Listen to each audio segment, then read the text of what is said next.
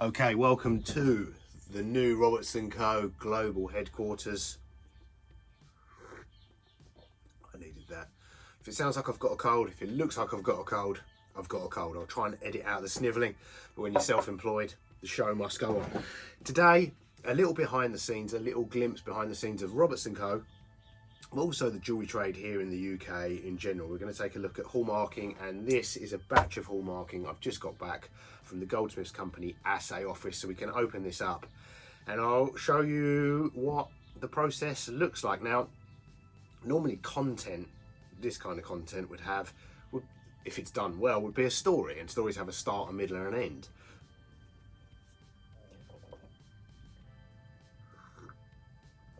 Yeah, I'll try and edit out the snivelling.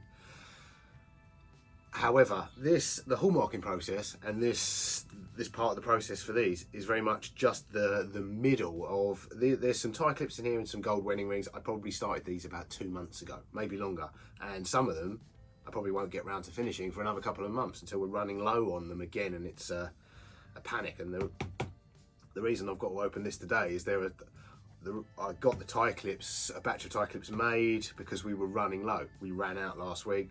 Someone's ordered some. These have got to be finished polished by the end of today and in the post tomorrow. So it's kind of how things work. Now, I only picked up one of the invoices for these, but we'll go through. There's two consignments in one parcel here, and which means we got 2 minimum charges. And yeah, the way the invoicing works might surprise some people. Surprises us when we get the bill.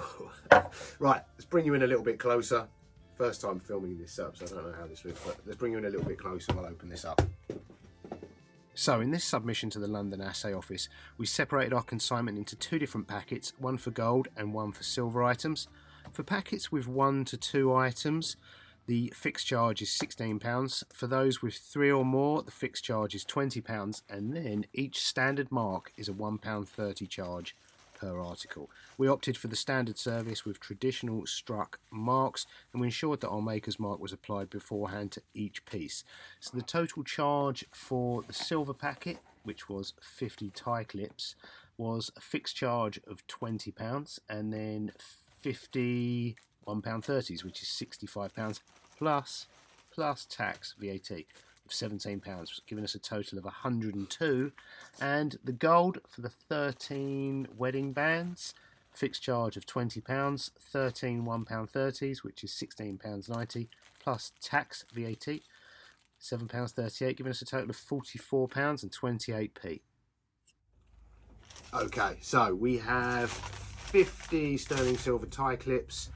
On first impressions, they look pretty good, and 13 9-carat gold wedding bands. These are 2x1mm D-shaped, all made in-house. Now, what I'll generally use for magnification for working, we use these, which are called Optivisors. The brand we use is Donegan Optical. Now, you can get cheap copies of these. Optical quality is not so good, but they do cost considerably less. If you're considering doing anything remotely professional, I'd get this brand. However, these are about £50 here in England, maybe more actually, about £60. The cheap Chinese copies are about 10, and these come with 1 lens. The cheap Chinese copies come with about 6, but the optical quality, it's the lens. Well, no, actually the headband costs more as well, but the what you're paying for really is the optical quality of the lens. We've got a few different magnifications of these. However, these aren't particularly strong in terms of magnification. I think this is about it's somewhere between 2 and 3 times. They've got a number system, not the magnification on them. But you get a decent focal length for working. So you get, there's a balance between the magnification and the focal length. So with these, you've got 5 or 6 inches, so you can work wearing these, whereas they're probably not ideal for a close inspection of a hallmark. For that, we can use a jeweller's loop. We could use an eyeglass, a watchmaker's eyeglass. This is a 10x. Again, with these, they take a little bit of practice to get the hang of, because the stronger the mag, generally speaking, unless the lens has been adapted specifically. The stronger the magnification, the shorter the focal length, so the closer you need to get. So if that's why 10x is generally the most popular, because once you go to 20x, you're so close. It's actually quite difficult to you're so close. You're only able to see just part of the hallmark rather than the whole thing. The first one of these I've picked up has been bent. I don't know what they've done with that. It's not a good start. The hallmarking process can be quite brutal. So what you can do, and what we will often do, we haven't had to with these because these are single pieces. That will require quite a bit of polishing to get that looking good. Now, as I was saying, if these had, say, a hollow bead, or the hallmarking process is, these get hit with a hammer, it's quite a lot of force goes in to the traditional striking method of hallmarking. So if there was a hollow bead or something around the hallmarking area, even on the back here, which could get damaged or destroyed, and they've managed to actually bend and disfigure a solid piece of silver. These are wonderful things. You can imagine if there was a hollow bead involved, you can send them in component parts, but you also have to send in the solder. That is, but if there's if you've got a good reason for doing it, and the good reason is that they would possibly damage it, what have they done there? There's actually like, so they've clamped it or crimped it. They've actually bent the front and damaged the back. Yeah, I will say the process can be quite brutal. Most of these look fine. Just luck would have it, the first one I picked up, they've done something. They've probably clamped it somehow. Yeah, they look good. We put our maker's mark, the R&Co maker's mark.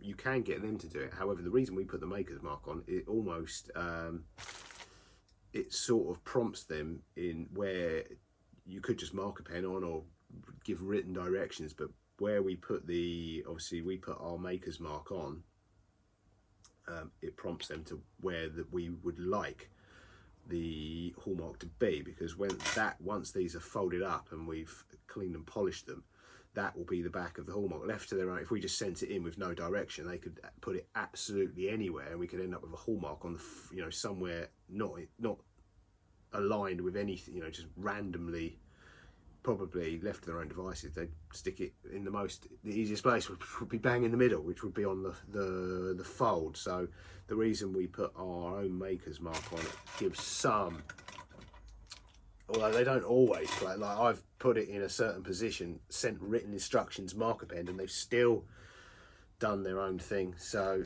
yeah, it's not foolproof. They will generally do where is easiest, obviously. What are we looking at here? The wedding bands again. We put our maker's mark in these, and yeah, they look good. 375 for 9 carat.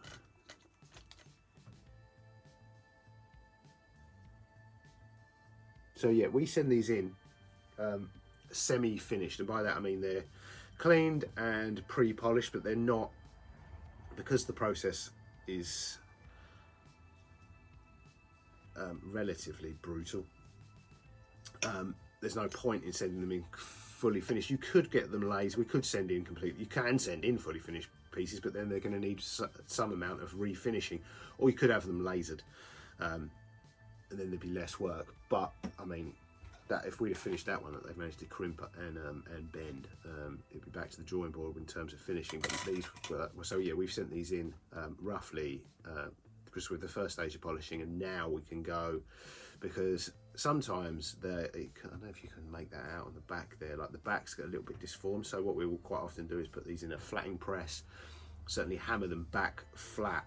With these, there's often quite a little flat area, so we can often put these on triplet or some sort of ring forming device, and the area will also need extra attention when we're polishing it. But yeah, these are now ready to go. Where did I put that? Let me keep that bent one separately. We'll do some work, remedial work on that one. Yeah, I hope you enjoyed this little look behind the scenes. Hallmarking, and now obviously I've got 50 tie clips to form and polish, and at least one by the end of the day, and 13 wedding rings for stock. It's just a restock of ones that have sold that need the area around the hallmark reforming and then cleaning, polishing. See you in the next one. Toodles.